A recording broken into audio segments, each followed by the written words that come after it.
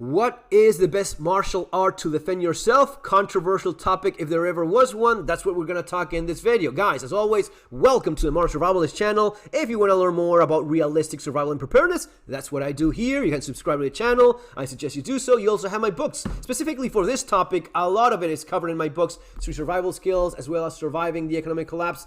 One of the criticisms that I got about surviving the economic collapse, which is based on the economic collapse of Argentina, is that like half the book is about fighting, defending yourself, violence on the streets, home invasions. Why is it that you cover all of that in a book that's supposed to be about economic collapse? Well, because those are the things that happen when there's a huge economic collapse in a country, when your country collapses economically, politically, when there's violence on the streets. These are the things that start happening. People getting kidnapped, people getting mugged, shot, a lot of that. Well, and for practical skills about that, street survival skills is a lot about just that. Different use of different, well, it's going to depend there on techniques and skills and how you move around with firearms, with improvised weapons, with knives, and a lot more. What's the best thing you can do? Well, it's going to depend, as always. Making this video as short as I can, I will suggest the following. If you have a kid, if you're watching this in the United States, you have wrestling. Wrestling is actually a great sport for a kid. You can do that in school for a child, for a kid, for a teenager. If there's wrestling in your school, go with wrestling. If there's wrestling in your kid's school, get him involved in that. Judo is another great martial art. It is very useful because not only is it a martial art that involves engaging in a non-cooperation of your training partner. So he's trying to beat you, you're trying to beat him. You're not just staging and doing this choreography thing. No, he's actually trying to win against you, and you're trying to do the same. So it's a non-cooperating partner that you're engaging with. Judo has been proven time and again to be super effective for self-defense. And I think that I do like, especially for kids and even for adults, is there's no striking. I mean, there's things that you can do so as to hurt someone else, very much so, but not so much striking, which is something we'll cover in a second. Judo, wrestling, great ways to start learning.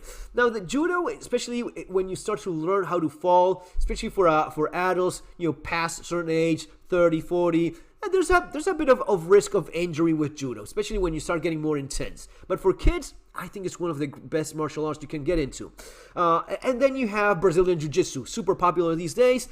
Maybe it's growing in popularity to the point that even in smaller communities, you probably have some guy doing Brazilian Jiu-Jitsu. In general, it's a good way to go with kids, with adults as well.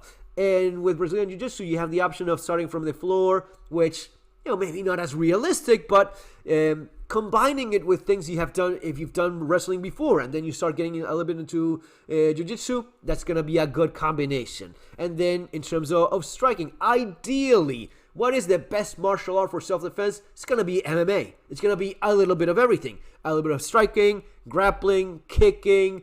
All of these things combined make for the best martial art there is. This is something that over the years it's been proven more and more so. The guy that does mixed martial arts will probably be the guy that does not, because he has something else in his repertoire, in his toolbox of skills to use. And if you're a cop, if you're a soldier, you're not gonna beat a guy that does martial arts, specifically someone that does mixed martial arts. You're not gonna beat him just because you're a cop or just because you're a soldier.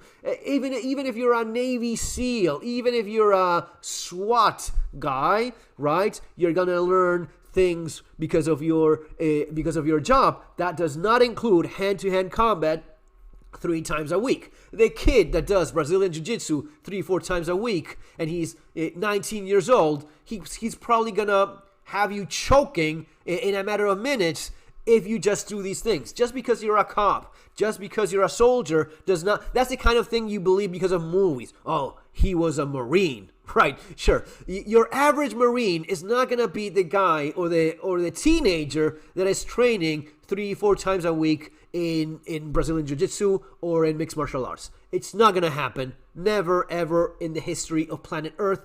Forget about it. That's why you have these ridiculous videos where you have a Navy SEAL of any age. I don't care if you're a 25-year-old Navy SEAL or 30-year-old, let alone a guy in his 40s or 50s. No, you're not gonna beat fucking Sean Strickland in a cage, in a fight. No.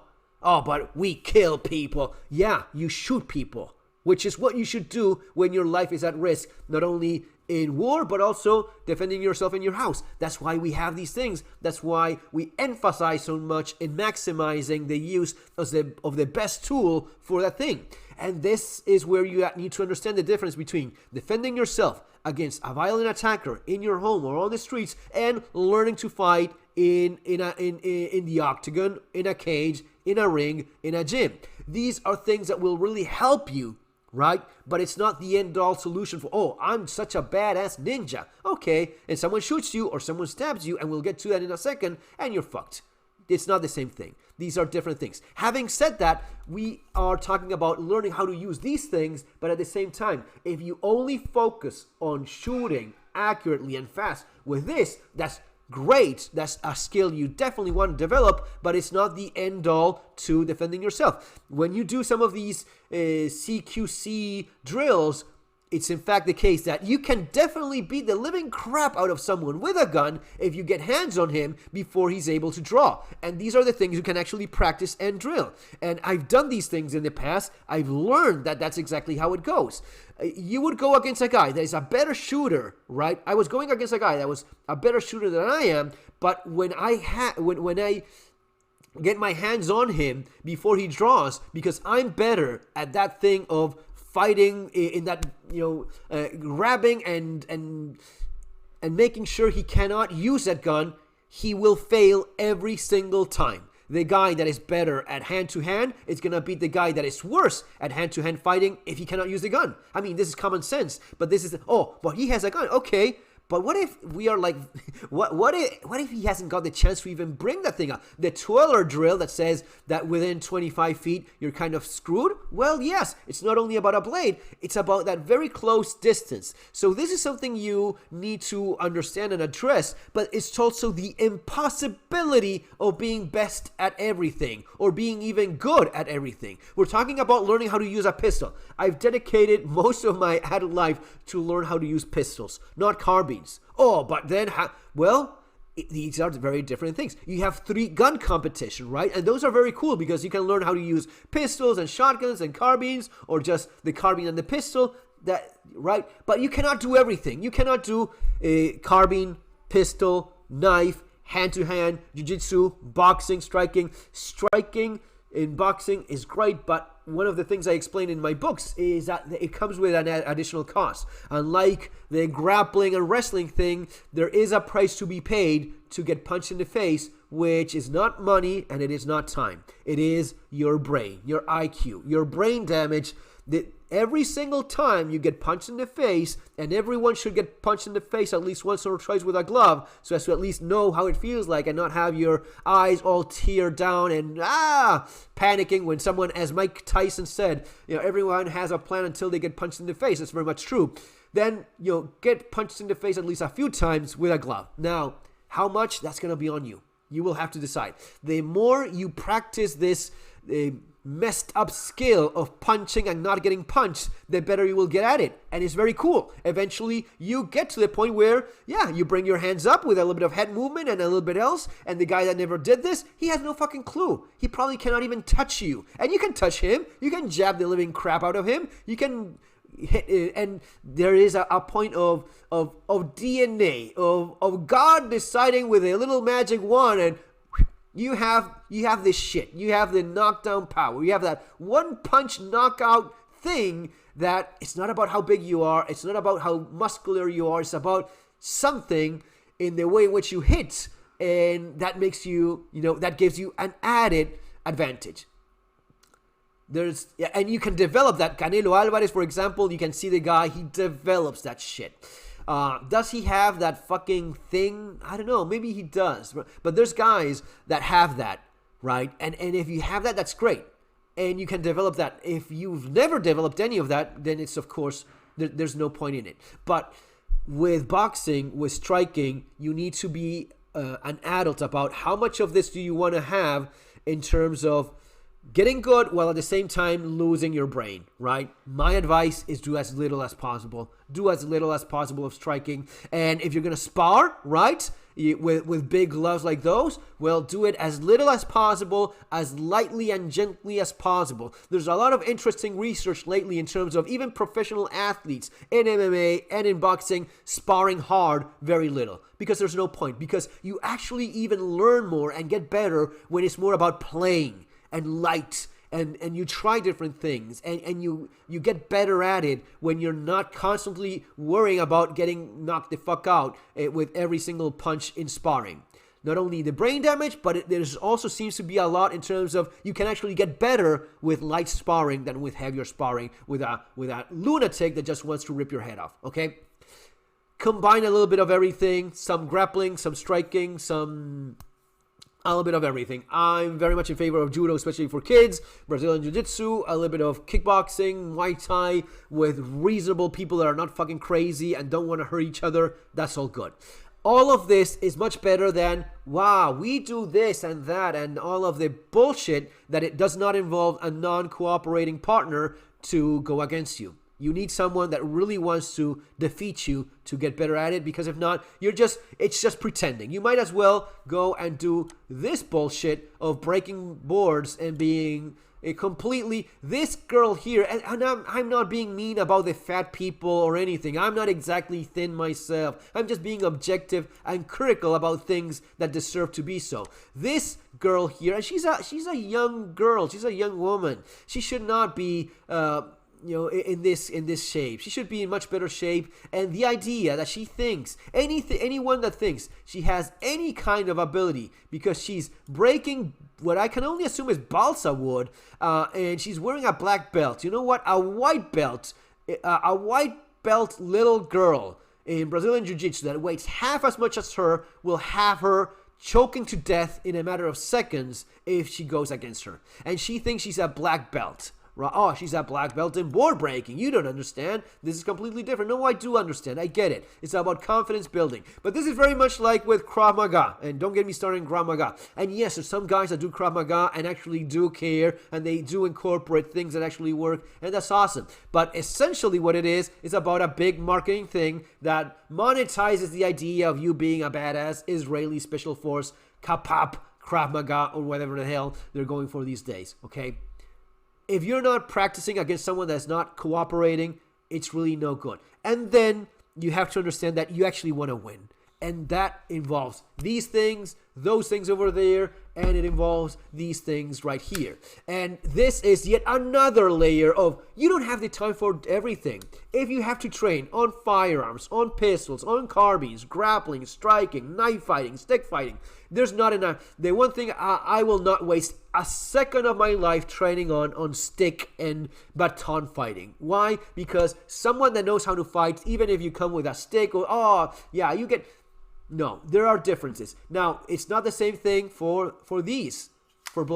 This is going to be a massive equalizer even against someone that is much better at fighting. Even, for example, what I was telling you guys before, this exercise where I was going against someone that was armed and I was not armed, and at very close distance, you just can put hands on him and you control him and you can beat him because you're better at hand-to-hand fighting than he is, even though he has a gun.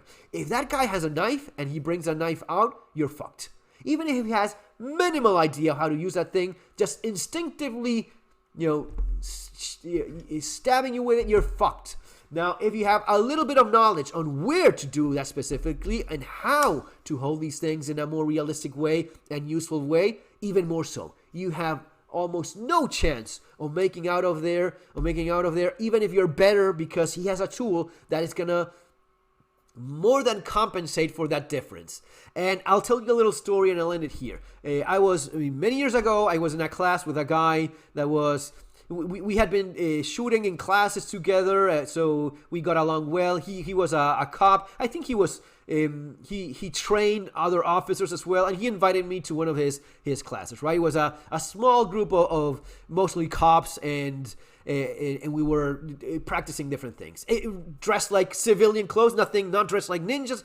That was cool, the realistic aspect of, okay, this is how you came in. Okay, this is how we're gonna fight. Okay, we'll see how it goes. And in one of those moments, he says, hey, Bernardo, okay, do you have a knife with you? Yeah. And I had this one, this exact same knife, even though the knife, the Spyderco I had back in the day, I actually gave it to him as a gift, because of one of those things, right? So that exact same knife, he probably has it still, but I bought it again, so as to have it again, and it's a Spyderco Resilience, anyway, a Spyderco super sharp. So he says, okay, bring out your knife. And there's one thing you definitely don't want to do. If you're in a class, you don't want to be the asshole as, oh, yeah, you're not doing things right, or this is how we did it back in our day, or with my sensei. Okay. And it was, fuck. Bring out the knife. Okay. And okay, but, it's super sharp. The knife, it can really cut you, man. And he was, it doesn't matter. We have to do things realistically. Oh, fuck. Okay. So he says, okay, get your knife out. And I got my knife out, and I was already sweating, just imagining how fucked up this all was. And he says, okay, you want to come at me like this, all right? Do you really want me to do this like this with a knife? Okay. And I was like, do it faster. And yeah, I'm doing it super fast. This is me being as fast as I can. All right. And he was, okay, you see, guys, when he does this, you do this, right? He was like doing it may work or it may not work. You definitely don't want to try it. Get a piece of wood, get a pen, get a plastic training knife, for crying out loud. Don't do this with a real, actual sharp, very sharp blade. But we were doing this nonsense. So I was doing like this, and he grabbed me like that or whatnot, and he starts twisting. And he was like, you see, guys, this is what you do. And he was twisting like that, and I was like being super careful not to cut him, because I don't know, he had something, it was kind of like here. At any moment, if I wanted to push back like that, I would cut him across the neck and have him bleed to death like a pig in front of everyone, right? This is how stupid all of this was. And he kept on twisting my hand, and he was like trying to make me to drop the knife. And I wanted to drop the knife, but I also wanted to not kill him while doing so. So I would tell him, you know what, dude, if I drop the knife, you're going to get cut. And he was, no, that's okay, drop it. And I kept on doing this. I pushed it out as far away from his body as I could with the tip of my fingers until I felt it was far away from his fucking neck. And twisting it so as to drop it in a way that would not cut him. That's how realistic all of this nonsense was. And then I let it go, and then I fell like on the flat like this and slide through his back and fell on the floor, the tatami rubber thing, and it was stuck like this with a tip. You stuck like half like this way, stuck in like that upwards, and it was buck. And I went, oh shit. And I looked, and he had a very even sliding, and it touched a little bit of his back here, a little bit of a scratch with a tiny little drop of blood. And we're like, we're not going to do that anymore, okay? And he goes, yeah, that's probably a good idea. What my point here is, dude, if someone has a very sharp blade, he does not need to be a martial arts expert or even have much knowledge of anything. There's a video I showed here in the channel of a very tiny little Russian teenager girl that she must have been like 14, 15 years old. And there was a kid that was about her age, but of course bigger. And she was a little asshole, right? And she was arguing with him. And all of a sudden she does like this. The little Russian girl that was half his weight does like this. And he goes like this. And then he collapses and dies because the little Russian girl had a blade and she was no martial arts expert. She was just a mean, horrible person. And what she did was stab him. And she stabbed him like that, here in the chest, in the heart, with a tiny switch blade. You know, the automatic, very thin blade, right through the heart. And the kid died there, right there. He did not even know what happened to him. My point is, it is really not all that difficult to hurt people with a knife. If you have some knowledge on how to do it, and you're a bit of an asshole, or you're really needing to stop that person, there is a number of places that you can cut someone and have him bleeding to death in a matter of seconds, or stabbing him in places where he will not be able to get over it. And even if he's better at wrestling and grappling and boxing, whatever, he's gonna get cut. And it is true that sometimes with a little bit of luck, with a little bit of technique, and with a lot of training, you can get fast and maybe disarm someone. It's going to depend a lot on how strong that person is, how much knowledge he has on how to hold that blade, how to defend himself with that. And there's going to be things that's going to make it even impossible for you to not get cut. Extremely unlikely to not get cut if he has just a little bit of knowledge and a little bit of physical strength. Every once in a while, you see a cop that all of a sudden kicks someone with a big-ass machete. He goes down and he's disarmed. Someone that throws a chair or something, and it works. Throwing shit at someone that is with a blade can actually work very well. Throwing a big-ass chair or one of these cones from traffic, something. But going against someone with a blade, completely unarmed, oh, I'm just gonna use my jujitsu against this guy. No, you're gonna get fucking stabbed and you're gonna die. You're gonna bleed to death while you make him wanna tap. You're bleeding to death and you don't even realizing. Okay, he's gonna tap or not, and he's gonna fall unconscious, and you're still gonna be bleeding to death. Stop it. If you see someone with a knife, you avoid. Again, guys, I wanna emphasize this last thing. Avoid the fight as much as you can. Oh, you asshole, you son of a bitch. These are just words. This does not matter. Boom, horn, the horn in the traffic. Oh, you asshole, you cut me. Doesn't matter. Words don't matter. Demetrius Johnson, Mighty Mouse. He said he was walking with his wife, and a drunk guy said, "Hey, nice tits." And the wife said, "What? You're gonna let him?" "Yeah, honey, you do have nice tits." The guy could break. He's one of the best pound per pound fighters in the planet. Of course, he can beat the crap out of a drunk guy. But why? Because he said that his wife has nice tits, which apparently she does have. It is just words. Go on with your life. Avoid this shit. And if you are a violent person that you think this is gonna compensate, or if you're an insecure person that you think this is going to compensate for the size of your genitalia, you really should not carry a gun at all. It is not about that. If you're insecure, you should not carry a gun. You should not carry a knife. You should not carry anything. You should probably work more on yourself and build up that confidence and check that ego a little bit, okay? Avoiding the fight is always the best thing. There's not going to be any movie made about it, but trust me, it is the best thing you can do. Be an adult, be mature, grow the fuck up, and avoid fights as much as you can.